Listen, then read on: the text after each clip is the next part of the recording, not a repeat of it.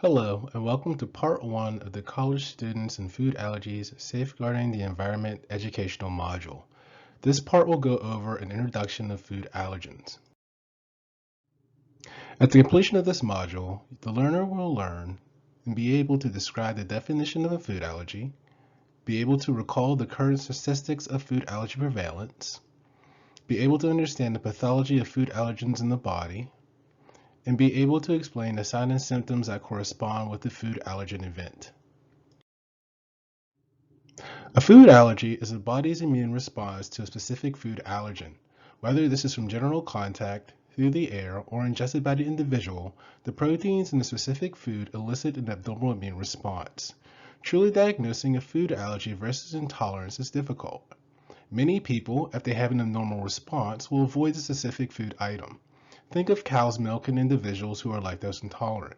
They may avoid products containing it to minimize the pain and discomfort, yet may still be able to digest it depending on the individual's specific intolerance. With a true food allergy, the symptoms are increasingly more threatening, and those foods must be avoided at all costs. Within the United States, it's estimated about 32 million citizens live with at least one food allergen. Since the population continues to grow and underreporting occurs, this statistic is most likely an underestimation of the true number of individuals in our country.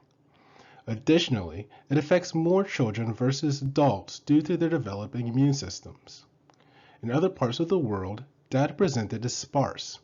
This is accounted to the systems in place being inadequate when compared to the ones located in Western countries of the world. Although the current data does suggest that peanuts, eggs, cow's milk, and shellfish are also prevalent, similar to here in the United States. This slide may look complicated, but not to worry, it's quite simple. The food allergens that you are aware of are classified as a type 1 hyperreaction, which can be immediate or late. In this reaction, the specific protein of the individual comes in contact and binds with our body's mast cells and our connective tissues. Once this occurs, these cells quote-unquote burst and release histamine.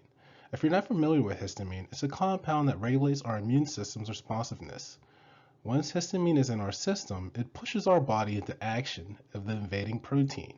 This is physically seen when our blood pressure decreases and other symptoms located on the next slide. With the reaction to a food allergen, the symptoms and signs can manifest themselves in a matter of minutes to a few hours, and this depends wholly on the individual. Low to mild signs include tingling and itching, hives and eczema, swelling in the facial structure and GI tract, wheezing, difficulty breathing, chest pain, diarrhea, nausea, vomiting, and lightheadedness. Life-threatening signs include anaphylaxis, where the individual is in emergency need of an epinephrine shot.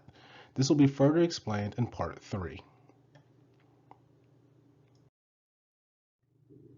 In summary, a food allergy is our body's immune system manifesting itself within the presence of a specific allergen protein. On the contrary, an intolerance is the development of the digestive complications after consumption. At least 32 million Americans are afflicted with at least one food allergen within their lifespan. Many signs and symptoms occur with an allergic event, and some are low to mild, while others can be life-threatening.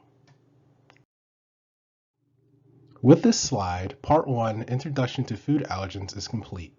You may restart the video if you choose to reinforce the information presented. If not, please exit, check the box below, and begin Part 2, Types of Food Allergens.